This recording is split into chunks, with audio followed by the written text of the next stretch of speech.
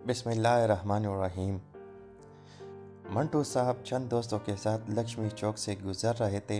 रतन cinema के पास एक नौजवान नजर आया जो रेहड़ी पर आम रख के बेच रहा था। चेल छबीला खूबसूरत। पास पहुंचकर रोक कर इसे देखने लगे। बाऊ किया ना ताऊ, सब आम बदवा लिए। पैसे देकर कहने लगे बरखुरदार सीधा घर जाना। फिर कहने लगे रुको, ये 2 रुपए की मिठाई भी लेते जाना। साथी हैरान थे कि मंटू को क्या सूझी कि सारे आम खरीद लिए और साथ मिठाई के लिए अलग से पैसे भी दे दिए। आमों से लदे लदाई मंटू जब चट्टान के ऑफिस पहुंचे तो सांस फूला हुआ था। एक दोस्त ने पूछा, आज ये उल्टी गंगा कैसी? अंगूर की पीटी की जगह आम के पेटे। मुस्कुराते हुए जवाब दिया, तुमने उस नौजवान को गौर से देखा? आंख में सुरमा, उंगली में सोने की अंगूठी, हाथ पर ताज़ा ताज़ा मेहंदी।